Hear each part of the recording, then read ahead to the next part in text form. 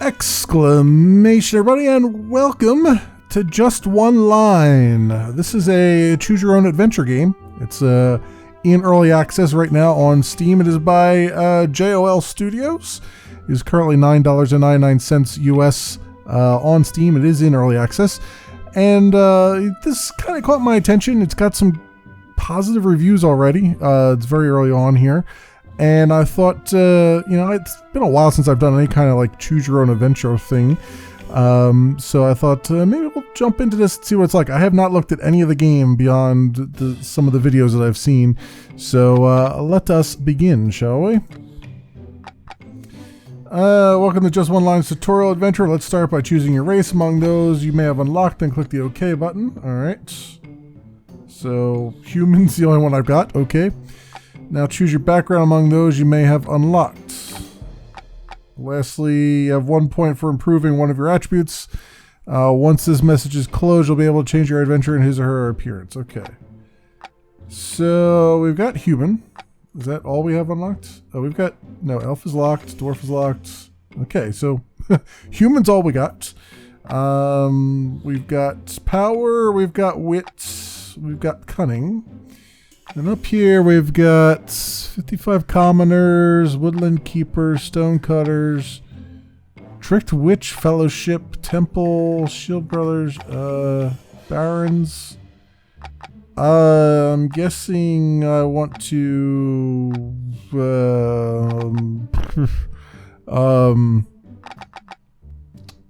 I have no idea what any of these do.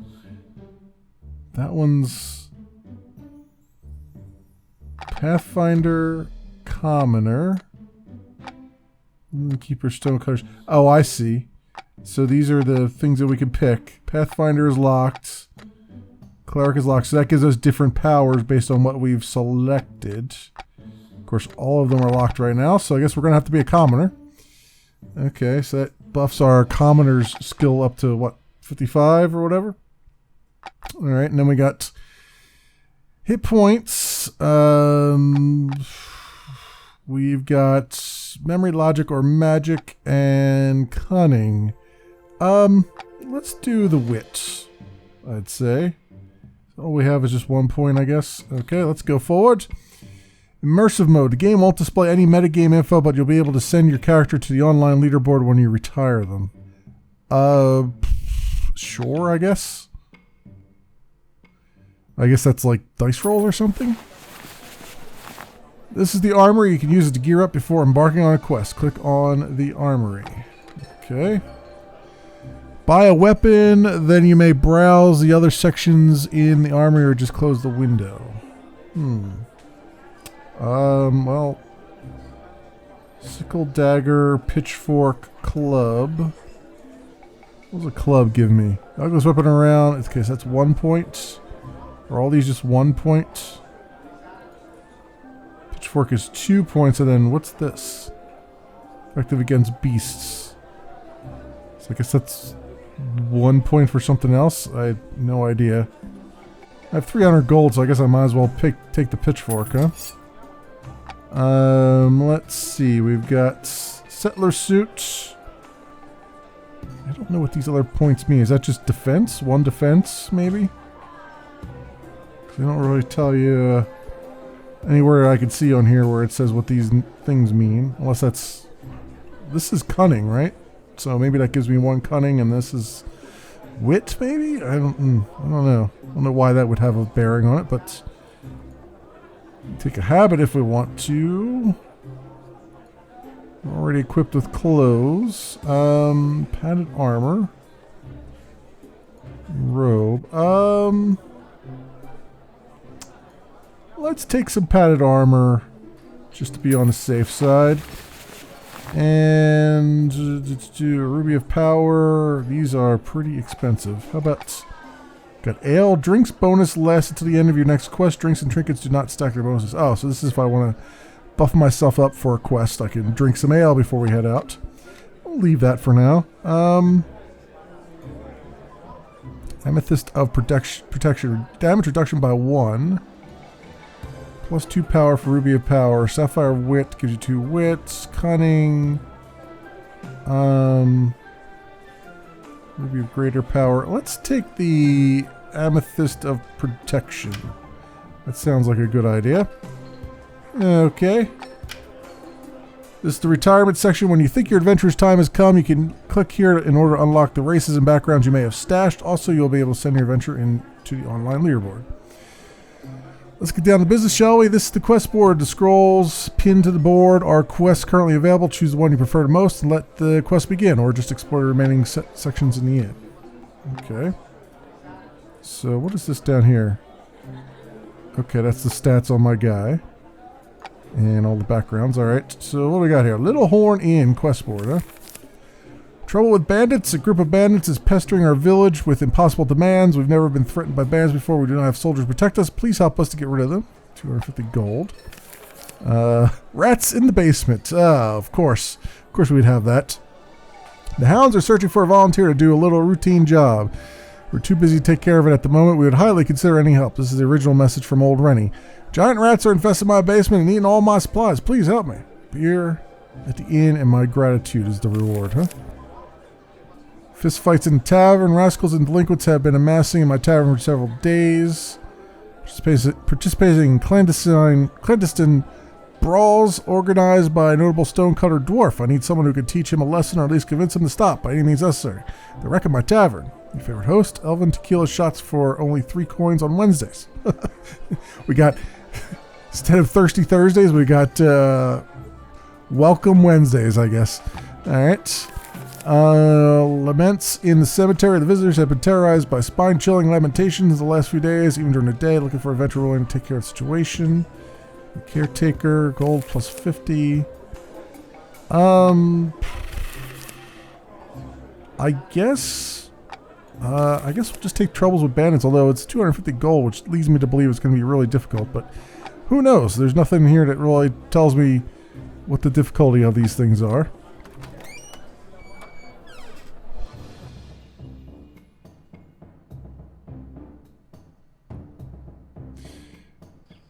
Of course, I'm playing a game that requires lots of reading, and I have forgotten to put my glasses on, so hopefully we'll make it through this. Here you can open a side panel that shows your adventurer statistics, relationships, factions, and backgrounds, attributes, factions, immersive mode. Keeping just one line can be pretty dangerous at times. Your adventurer will often face fearful foes ready to kill. Dying in combat is probably the most common way to pitifully end your adventurer's days, but it's not the only one. Always pay attention to the choices you make and to your adventurer's hit points. There could be sometimes lethal damages because of failed checks or thoughtless choices. When your adventurer dies, you lose his or her goods, and more importantly, the stashed unlocks he or she will not be able to be sent to the online leaderboard. Okay, so roguelike in that respect, I guess. Okay, let's get out of that. You arrive to the village early in the morning. You talk to the old man, but he doesn't have any gold to offer. The Shield brothers of the fortress up the hills don't want to send their warriors. They say they have more urgent matters to deal with at the moment. They've protected us for years. We don't know how to defend ourselves. Don't abandon us. Cursing the old man, you leave his house, thinking that you should help him anyway.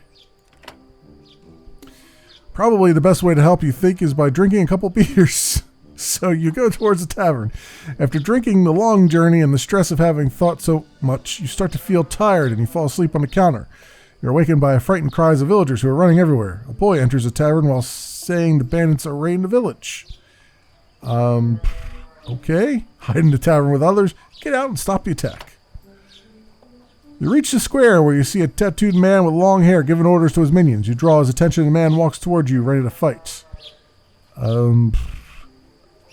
I guess, talk with the chief?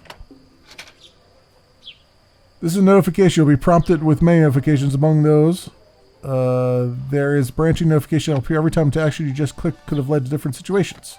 Okay. Your chit-chat doesn't impress the chief, who shuts you up by trying to crush your head. Luckily, you dodged blow, but now a confrontation is inevitable. Okay. This is the combat screen. The skulls indicate the combat difficulty and the range from 1 easy to 3 very hard. Of course, this one is a 3 very hard. It would be. Every time you attack, you and your enemy will deal damages to each other simultaneously. Be careful. Okay. Once per quest, you can use your special attack during a fight. This can be used without receiving any damage from your enemy as a free action. Special attack could unlikely either kill your opponent in one shot or do nothing. Unlikely? Okay. It is more likely, though, to deal random damage to your enemy. You can always run away when things get tough, but it'll always have consequences in some sort of way. Often you'll have some intermediate actions between attack and run away. Those actions will not trigger the simultaneous attacks, but be cautious, they could also go wrong. Always keep an eye on your health bar. You receive damage during the fights, but also in any other risky non-combative action. Be careful and remember that if your adventurer dies, you lose every race and background the current adventurer has stashed. Chief is undamaged and ready to engage in combat. And of course I had a feeling I picked the hardest one of the freaking thing here. Well, attack. The chief is battered. Keep striking. So he took 1 point off of me. And I took barely, maybe about a quarter off of him. The chief is wounded. Nice blow. Alright, well, I might actually do this. Chief is exhausted. Victory is near. Oh, he's not dead yet? Oh, there's still a little bit of bar over here? Oh, that's bad. That's bad UI right there. That's really bad UI that there's still a bar there. So basically we're going to end up killing each other here. So, yeah, that's weird. Whatever. Great. So, first bit of feedback. Don't give somebody who's new to the game something that they can't beat. That's the first bit of feedback. Alright, let's do a new game again, I guess. And we'll do what we had before, because why not, I guess. And continue, blah, blah, blah, all that stuff. Alright, yeah, that really should not have been the first thing that... They really should not have even given me that option at the very beginning there. I had a feeling that was probably the hardest one on the board, but there's no ability to figure that out ahead of time. Other than, I guess, the rewards are what's supposed to tell you. But yeah, that's kind of a BS thing. Don't do that to people. Like, give me an easy one out of the gate. You know what I mean? So we're not going to do that one. I guess we'll do Laments in the Cemetery because there's only 50 gold. Let's see how this works.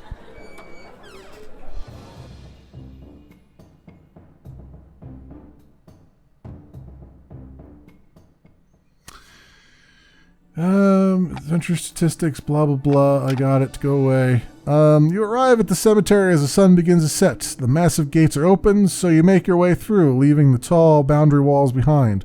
This is the biggest, most ancient cemetery in Lorraine. It looks more like a park with all this vegetation and architectural structures. Only the nobles and leading figures of the court are buried here, or anyone rich enough to afford a tomb here. You proceed on the gravel until you arrive at the caretaker's hut. So, knock on the door.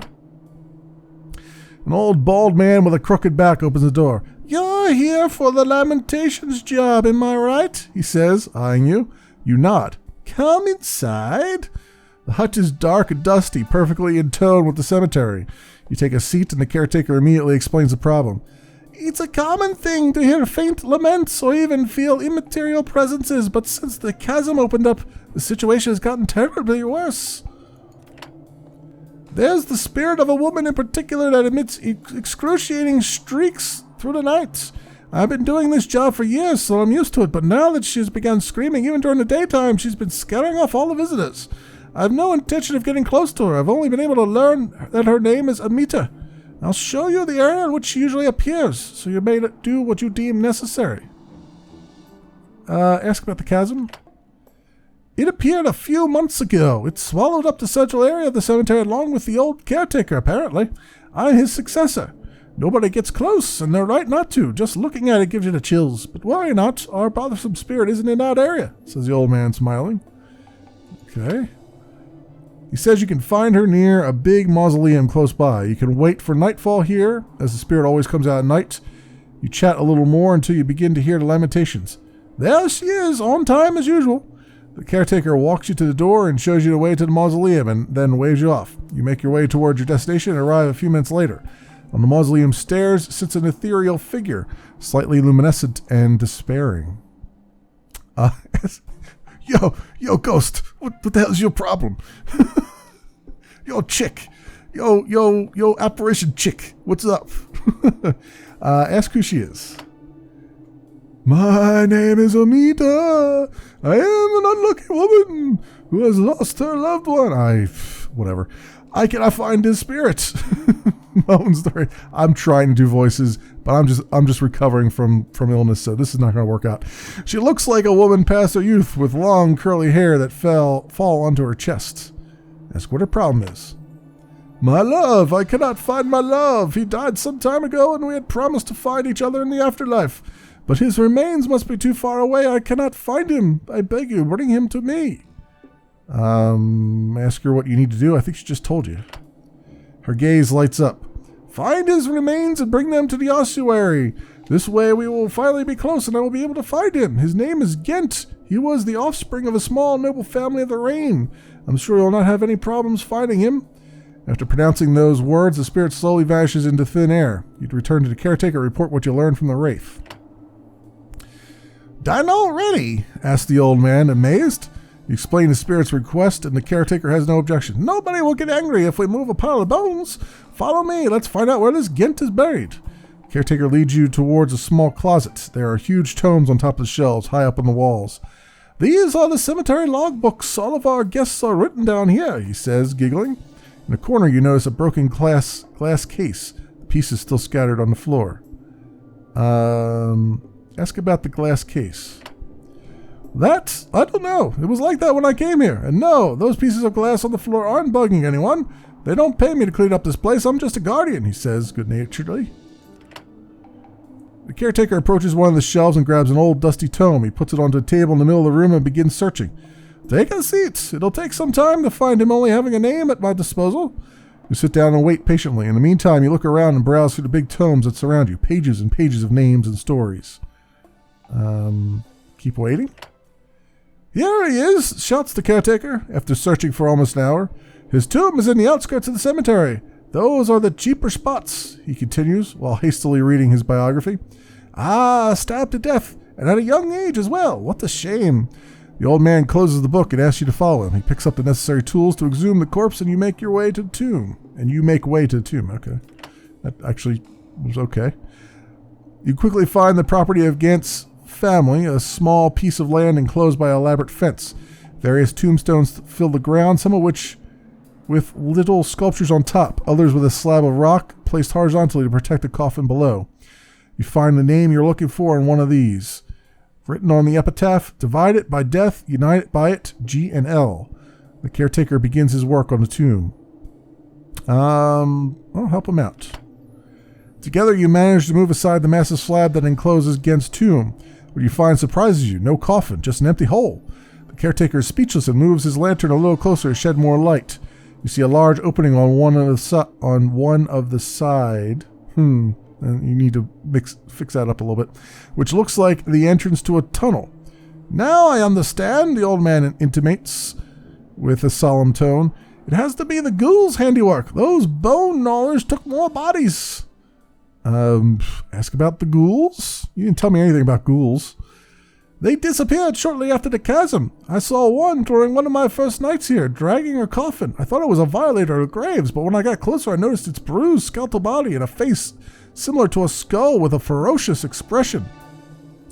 I ran away before it could grasp me with one of those skeletal figures. I warned the nearest temple, but they still haven't done anything apart from a few inspections. I'm almost certain they have an underground hideout. I haven't seen one in a long time, but the bodies keep disappearing. You gaze upon the empty tomb a little longer. What do you intend to do? Well, I can either prepare a trap or I can drop down the hole and venture through the tunnel. Preparing a trap would probably use my wisdom score, I would imagine. So, but what would that get me? I'll try that. You tell the old man that you're going to prepare a trap. You'll lure the ghouls here, capture one, and make it reveal Gent's location. All right, what are you going to lure them with? Asked the caretaker. Well, it's going to have to be human remains, right? No, it would certainly work, but do you think we're allowed to exhume corpses to use as ghoul baits? Of course. Okay, I'll get some bones from the ossuary. None of those rascals will mind, I suppose. The caretaker goes off, then comes back with a gruesome loot in a sack. He You spread the bones around the tomb and tell the old man to return home. There's nothing else he can do to help you. You hide behind a large tombstone. All that's left now is to wait. You wait for quite some time and eventually begin hearing sounds from the tomb. You stand ready. As soon as the ghoul pops out to grab a bone, you jump on top of it, immobilizing it. The undead begins to wriggle and moan, but you don't let go. Beat and threaten it to make it real ghouls against whereabouts. Reassure it and ask about Gen's coffin in exchange for its freedom. I mean, this is a ghoul. Do I beat a ghoul up? I guess I can reassure it. The ghoul is very frightened, but you promise to spare it if it'll tell you where Gen's coffin is situated. It confesses to have stolen it the other night, and that's still in the gallery underneath here.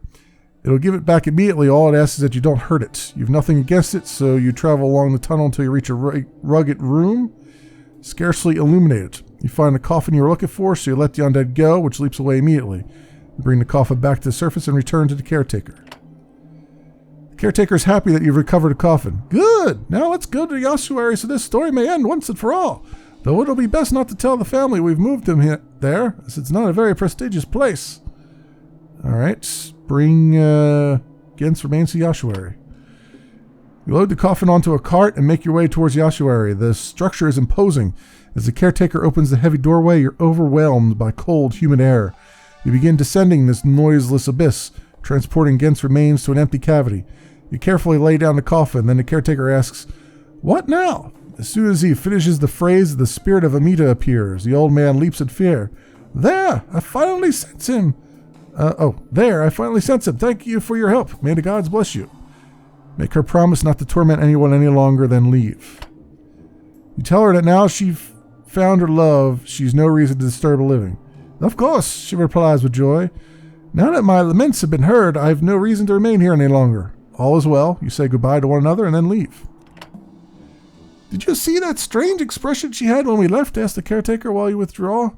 You tell him you didn't notice anything strange. Perhaps he was still disturbed by Amita's sudden appearance. Could be, he mumbles. You reach the surface and have one last chat with the caretaker. Afterwards, you take your reward and proceed towards the inn. Oh, what? Was she going to torture that guy instead? Huh. Spirit has been pacified and your pockets filled. It couldn't have gone better. Okay. You've just stashed a new eraser background. This means that it's now possible to confirm it's unlocked when you retire this adventure, thus making it available for your next playthroughs. So I unlocked a cleric. Okay, cool. That makes sense.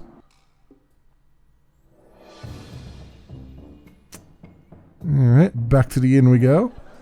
What else do we got here? Fist fights in the tavern. That's only gold plus 50. Probably do that. Rats in the basement. I guess we'll do rats in the basement because it's look like a beer in the inn in my gratitude, so that's probably the easiest one to do. I would imagine. Just to get a couple of them under our belts here.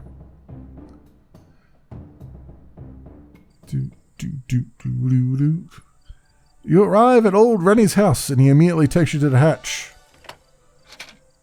Oh, you'll be prompted with many notifications. This is to tell me that there's a path here. While you're both crossing the room, he mumbles to himself and keeps turning to look at you. He says, I asked for the help of a real hunter. I hope you know what you're doing. There was a time when you could count on the Shield Brothers recruits to manage these things, but now it goes to common people like the Hounds to take up arms and protect the subjects of the reign. Actual warriors can be hired only by nobles and rich men, and as if that wasn't enough, it seems they're even losing their mind now. Better cut to the chase, he says. There's some work to do here. He opens the hatch to the basement. Since you're here to help him, he would be really grateful if he could also find his cat. Oh, of course. Let me guess, his cat's like a freaking lion that's going to eat my face. Alright. Bargain a better reward for your services. Ask about the cat. He says that he has closed the poor little beast in the basement to hunt the rats, but the morning after there was no trace of it. Okay, well, we'll go into the basement. The basement is a mess and it's very stinky. You look for animal signs and you find a big crack in the wall behind a half-eaten piece of furniture. No traces of the cat, though. Close the hole in another piece of furniture. Squeeze through the crack? I mean, could we do that? You find yourself in a huge system of tunnels and now you can walk normally. The place is rather dark, but groups of glowing cave mushrooms guarantee enough visibility. You start exploring. You find a big rounded cave full of rats. In the middle of it, inside a filthy nest, there's a giant rat surrounded by his brood. Run away, there are too many. Whatever, get ready to fight. Oh, come on, it's a 3 skull thing? Really? Really? Is everything in this early game 3 skulls? That seems a bit off. Alright, whatever. Every time you attack, you enemy, blah blah blah. Once per quest, special attack. I probably should just use my special attack. I only have 2 hit points? Why do I only have 2 hit? Oh, did they not give me my equipment that I had before? Oh, well that's balls. I thought I had the same equipment. Oh, I guess technically my guy died, so I don't have the equipment. Oh. Oh, this sucks. Alright, we've lost this one. Run away. Alright. We're running fast towards the exit. You notice another small tunnel you didn't see before. You can't hear any movement behind your back. The rats are far away now. You get closer and see that the tunnel splits in 2. On the right side, you see a weak bluish luminescence coming from the end of the tunnel. On the left side, you hear a meow, and it's probably Rennie's cat. Go left and follow the meowing? Or follow the luminescence? Follow the luminescence? You follow the path until you reach another cave, a smaller one. Here you find the source of the luminescence, a pool of crystal clear water. On the edge of the pool, a carved glass base stands from the water with a big crystal on it. You get closer to the base and you see an average-sized rat drinking from the pool, but it runs scared as it hears a noise. Luminescence you noticed before comes from the inside of the crystal. That seems to come down and spread in the water thanks to the channel in the base. Examine the base. The inscribed signs seem to be magical runes, but you have no idea of their meaning. In any case, magical runes aren't usually a good thing. It's actually a weird base. Examine the crystal. The bright heart of the crystal is really weird, but also truly wonderful. You're sure you could earn a lot if you sold it. Try to deactivate the trigger and take the crystal. You start working on the mechanism until you're sure it's switched off. You grab the crystal, but the trigger starts anyway. The luminescent flow stops immediately. You're ready to avoid any kind of traps you could have switched on, but nothing happens. Only a few moments after the click, you notice some waves in the pool. They become a whirl. Then the water starts to rise in a sort of human shape, while it keeps spinning fast. The creature stands in front of you, and it doesn't look friendly. Try to communicate? Okay, that didn't work. You cautiously step back, trying to talk to the elemental, but it doesn't seem to understand a word. You're about to turn around and run when the creature dives and throws you hard on the ground. Then it rapidly regains its human shape and grabs the crystal, which has fallen from your hand in the crash. Now the elemental ignores you and goes back to the base. This is a good chance to leave. Go back to the intersection. Alright, go left and follow the meow. As you walk through the tunnel, the meowing gets more and more intense. Rennie's cat must be one of those big fatty ones. You reach another narrow fissure, you look into it, and when 2 big shiny eyes appear, you jump out of your skin. You can't believe your eyes. There's a cat on the other side, but it's tiger-sized. Yeah, I figured this was going to be a thing. Alright, go through the fissure. Dimensions aside, it looks docile, so you decide to get through the fissure. The big cat welcomes you with purrs and pushes against the wall, trying to rub itself against you. Take a look at it. The only reason behind its cat's size is magic. This could also explain the bigger rats. Oh, so it drank from the pool of water. Okay, cool. Call it to get out of there. Really? So calling it got me killed? Huh? That doesn't make any sense. Okay. Yeah. It's usually a good thing for a choose-your-own-adventure thing to actually make some kind of sense. But anyway, let's try a new game. And I can't believe that I didn't actually do any of the powers or anything. Let's do, oh, I didn't actually unlock that because I didn't retire that guy, huh? I don't know if I like that much. Alright, Commoner. Let's give him some power this time. And Human. Immersive mode, all that stuff, fine. I guess I could turn immersive mode off and see what it's actually doing behind the scenes. Alright, so let's actually go and buy stuff this time, huh? Pitchfork. Padded armor. We'll do a Ruby of Power since we keep running into things that are way too much for us to handle. We'll do that, and then we'll come in here. Let's do the one that we just failed. Let's do the Rats in the Basement one again. Since we already know what it is. I just want to do it just to see how much further I can get if I actually attack those freaking rats this time. Alright. Let's see. Keeps turning, look at you. Real hunter, blah blah blah. Let's go get into the basement. Squeeze through the crack. Get ready to fight. Let's do this. Let's do this nonsense. I wish this tutorial shit would go away. I don't need it now. The swarm of rats is undamaged, ready to engage in combat. Alright, now I got 5 points, so let's do this. Attack. Holy crap, they took 2 points off of me, but I killed them in one slot. Okay. Alright, that works. On the way back, you notice another small tunnel that you missed before. You get closer and see that it splits. Okay, this is the luminescence thing. So what we're going to do, we're going to grab this luminescence. Alright, we're going to examine the base. Blah, blah, blah. We're going to examine the crystal. I'm going to try to deactivate it. Okay, and we're going to run immediately. Doesn't want to let you go. Dives in your direction, smashes you on the ground. Has already regained shape and closes its way out. Okay. Let's fight it. Screw it. Right. So we're pretty much dead here, right? Okay. Again, not the greatest. You know, it's like I get that a choose your own adventure is supposed to be difficult and stuff, and when you go down a bad path, it's supposed to be really, really horrible, but I feel like they need a little bit more work on these paths. I feel like there's a way too much going against you, as far as like when you just do one little thing wrong. You know what I mean? Like I get that that's kind of how choose your own adventure is supposed to work and stuff, but this might need some more balance, possibly.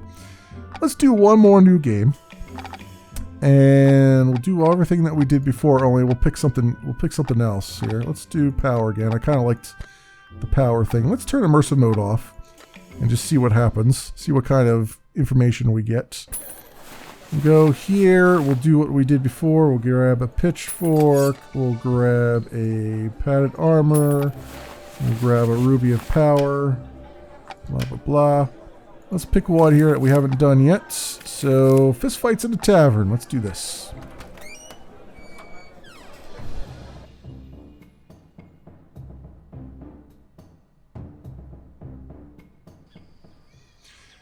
A small crowd of yokels and scoundrels is gathered in the center of the inn. They have apparently knocked over tables and stools to make room for the two men brawling in the middle. They're making a mess. All around them, all sorts of people cheer for one or the other, betting, burping, and rudely and annoyingly cursing. Two men laying down, trying to recover from what seems to have been a sound beating on the ring. Two more contestants, also quite drunk, just began a new fight, rallying the people inside the inn even more. Judging by his apparel, one of them must be a stonecutter, a burly, middle-aged dwarf with fists as big as his head, and clearly more devoted to fighting than commerce. The other is a young boy with pale skin and very dark hair, wearing a long robe, definitely too wide for his skinny body. Intervene with brute force. Intervene peacefully, I assume, is not going to work too well. Use your brilliant diplomatic skills, also helped by the high level of intoxication of the present crowd. What is this? Is this telling me what's going on? No, that's the menu. What is this? It's just help. Okay. I thought this was supposed to give me, like, more information about what's going on. Am I not seeing it? No, there's my... Huh. Okay. I don't know. Unfortunately, the crowd isn't interested in your words. They probably didn't even hear you with all the uproar. The two contenders continue to fight. Alright. Intervene with brute force. You throw yourself into the mix, trying to stop the fight. You successfully manage to interfere, knocking out the dwarf. The boy runs away. Speak with the dwarf or follow the boy. Follow the boy? You follow him outside the tavern. You see him head left towards some fishermen's huts. You manage to stop him in an alley. He seems very nervous. Alright. Oh, what's the green and the yellow mean? I guess that's what the non-interactive thing does. Make him give you his gold. Ask him why he ran away. He says someone who shouldn't be here. He says he's someone who shouldn't be here right now and that you'd be better off letting him go. Well, ask who he is. He says his name is Gavin, an apprentice of the temple. Let me go now, babbles the boy. Alright, let him go, then leave. You turn to the center of the inn, thoughtful on what to do. Speak with the dwarf. The dwarf doesn't want to talk. That punch dazed him, but he's too proud to give in. He barely manages to stand up, and while faltering a little, inches his way towards you, ready to fight. You carefully observe the dwarf's moves, trying to find a weak point. His abdomen is mighty and his center of gravity low. Hitting him in the stomach doesn't seem like a good idea. The stonecutter tends to hit with a right hook, leaving his left guard wide open. Furthermore, he drank quite a lot and doesn't seem too stable on his legs.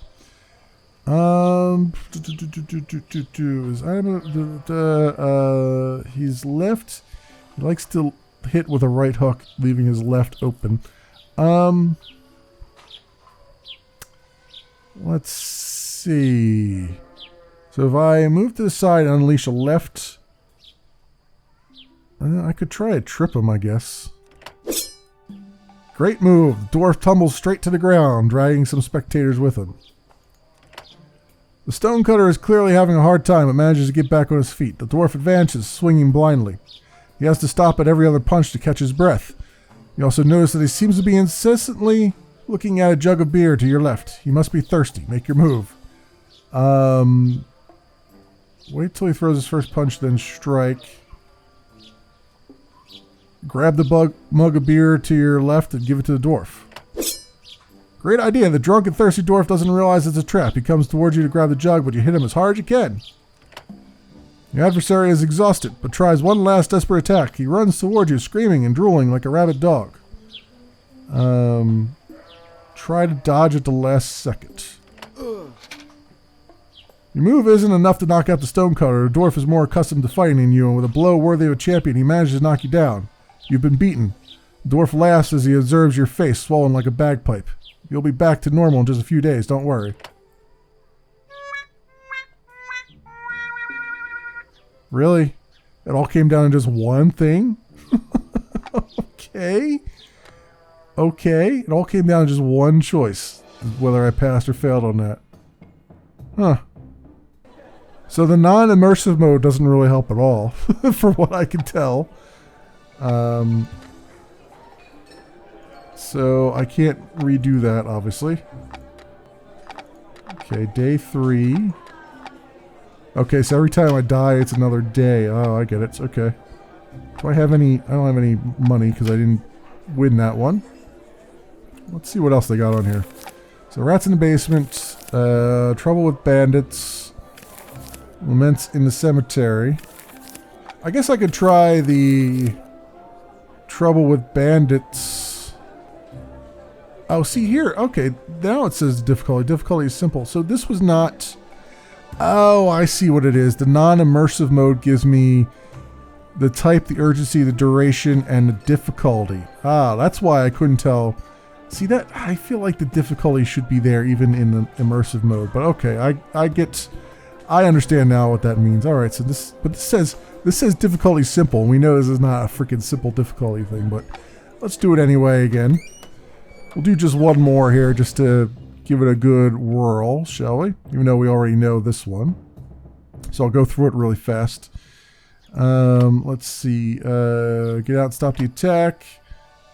Fight. Right. Engage in combat. Again, we gotta go through all this tutorial shit again. We should be off by this point. Alright, so attack. Chief is battered. Wow, he still took 2 points off of me. Damn. Alright, so this is not winnable. It's just not winnable. That, like I said, that's a little bit that's a little bit unbalanced, I'd say. It's quite a bit unbalanced. All right, well, I mean, it is an early access game. This is only version 0.10.2, so they're going to have some work ahead of them, I think, because that stuff needs to be a little bit more balanced than that, because it feels like there's missions that are simply not winnable in any real capacity there. Although obviously, in that one, the one thing I didn't do was run away from that guy, but still, it feels, I don't know, when you got a guy with like 5 power, right? It feels like you should be able to take on somebody like that. Like, it feels like they're purposely not balancing this properly yet. But there you go. I mean, that's what it is so far right now. That has been Just One Line. It is by JOL Studios. It is currently in early access, and it is $9.99 US on Steam. As always, links will be down in the description, so you can do your own due diligence and see if this is the kind of thing that's in your alley or in your wheelhouse. Thanks so much for watching, everybody, and I'll see you next time.